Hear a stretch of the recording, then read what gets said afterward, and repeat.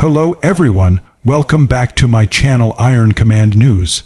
Today we're diving into one of the most alarming and fast-moving developments in Eastern Europe, a crisis that is reshaping the political and military landscape of Belarus and sending shockwaves across the entire region. What we are witnessing right now in Minsk is not just another episode of political tension. This time, it's something far more severe. Senior Belarusian generals turning against President Alexander Lukashenko at the exact moment Russia begins a large-scale military mobilization. These two events are colliding in real time, creating a dangerous and unpredictable situation that could change the future of Belarus, impact Russia's strategic goals, and draw Europe into its most serious security challenge in years. For months, Belarus has appeared stable on the surface. Lukashenko projected confidence, insisting that his authority remained solid and that the military remained loyal. But behind the scenes, frustration among senior officers has been building steadily. The military has grown weary of Lukashenko's tight political control, corruption allegations, and a sense that Belarus has become too dependent on Moscow. Many in the armed forces believed the nation was losing its sovereignty piece by piece. The breaking point came as tensions between Russia and NATO escalated, and Belarus faced pressure from both sides. Reports began circulating that several generals openly questioned Lukashenko's leadership during closed-door briefings. At first, the regime attempted to suppress the rumors, but within days, the internal dissent became too large to contain.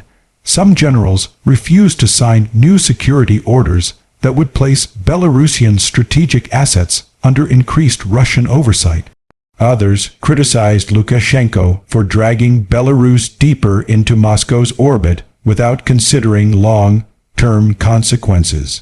The crisis escalated when a confidential military directive was leaked, revealing that certain units were being prepared for emergency deployment, not to defend Belarusian territory, but possibly to support Russian operations.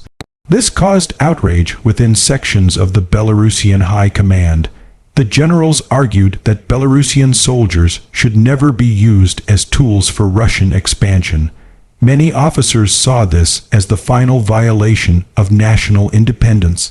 Lukashenko responded aggressively, accusing foreign-influenced actors inside the military of attempting to destabilize the country. But his words failed to calm the situation.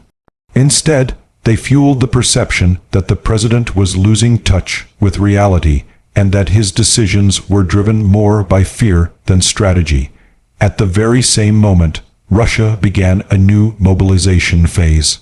Satellite imagery and intelligence sources confirmed large troop movements toward the Belarus border. Moscow framed the mobilization as a defensive readiness operation, but no one in the region believes that. The timing is too precise. Russia is moving quickly to secure its strategic interests in Belarus, especially now that cracks are appearing inside the country's military leadership.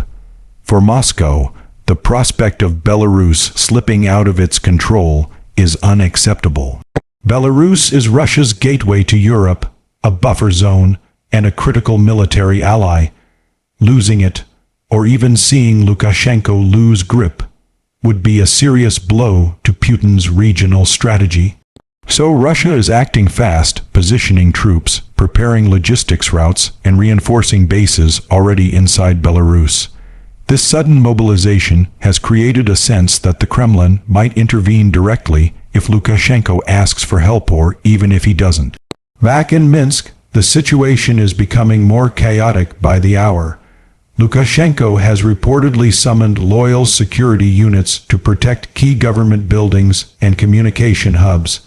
Some insiders claim he even moved his personal security detail to a more fortified location as a precaution.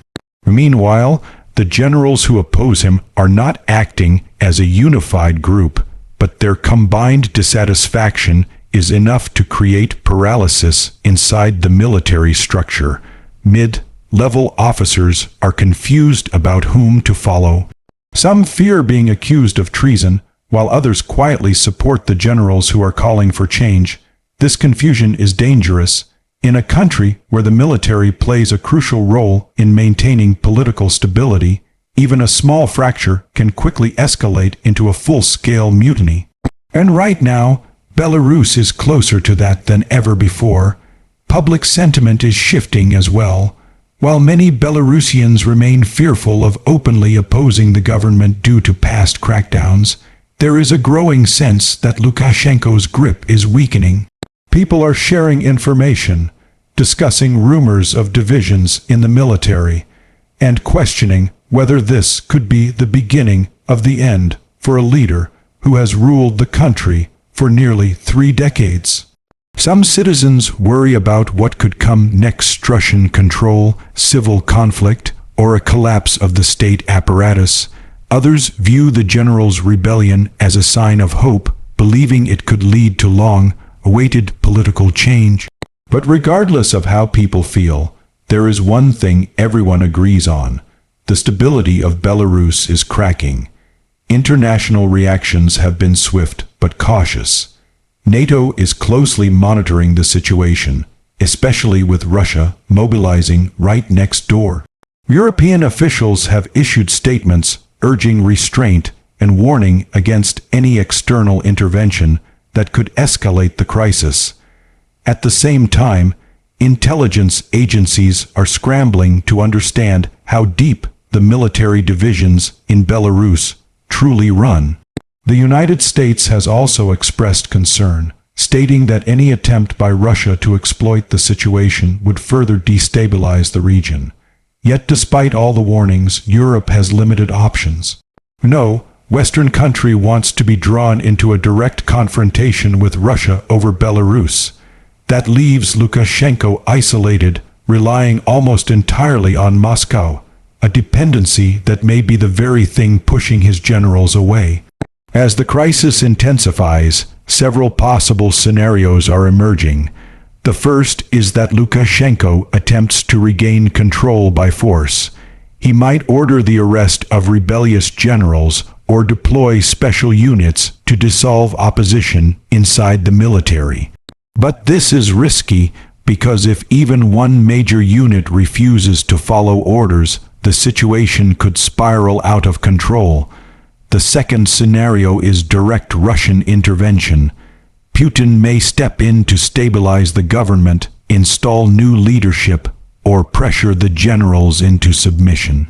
This would effectively end Belarusian sovereignty but ensure Moscow's influence remained intact. The third scenario, less likely but still possible, is that the generals unite, force Lukashenko out, and attempt to establish a transitional military government. However, such a move could trigger a harsh response from Russia, potentially leading to a dangerous standoff. Right now, Belarus stands at a crossroads. The actions of its generals, the reactions of its president, and the movements of Russia's military will determine the country's future. The world is watching closely because what happens in Minsk will not stay in Minsk. It will affect Russia's position in Eastern Europe, NATO's security calculations, and the overall geopolitical balance on the continent. We are witnessing history unfold in real time, and the situation is changing rapidly. As the pressure builds and the stakes rise, one thing becomes clear: Belarus is entering its most dangerous chapter in decades. Thank you for watching and staying informed. Make sure to like, share, and subscribe to Iron Command News for more